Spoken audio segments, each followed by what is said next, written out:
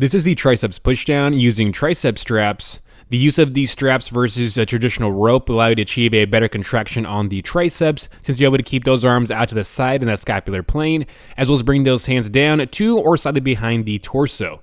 If you're an advanced lifter, make sure you watch until the end where I'll show a technique that can get you even more gains.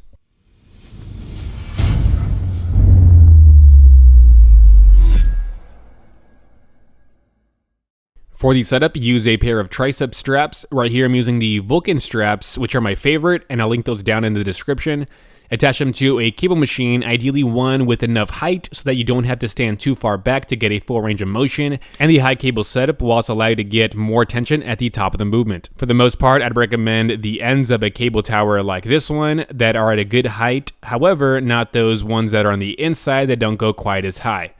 However, right here I'm using a free motion cable machine, setting that cable as high as I can, because my gym only has the cable points on the inside of those cable towers, like I mentioned previously, that don't go quite as high. To get into the starting position, place the hands in the loops using a neutral grip where the palms are on the straps and gripping with the fingers.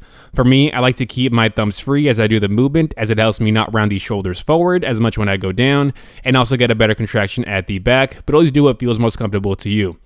Stand back enough so that you're able to bring those hands up to the height of the elbow as you go up. And also super important, have the torso upright. It should feel like you're almost leaning back like this, which will allow for more stability, but mostly help you get a better contraction at the bottom, since you'll be able to achieve more shoulder extension with that elbow behind the torso, and will also help prevent rounding of those shoulders forward. That is compared to if you were leaning over like this. Have the shoulders back with the chest pointed up. And lastly, those arms out to the side, around 20 to 30 degrees out to the side in that scapular plane.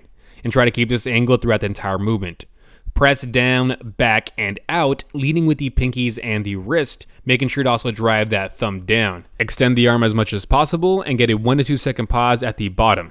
And as you go up, think like you're still pressing down, resisting that way up, going up to where that hand is at or slightly above the height of the elbow.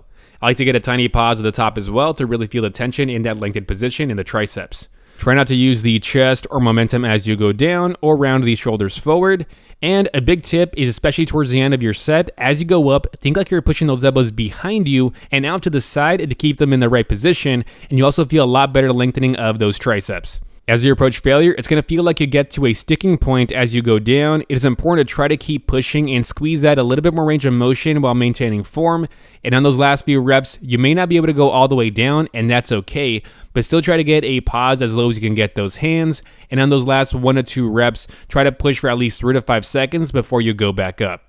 And for the advanced lifters, after failure, you can lean over and press down like this with those hands apart for another 2 to 4 more reps, and then bring those hands together and push for another 2 to 4 more reps.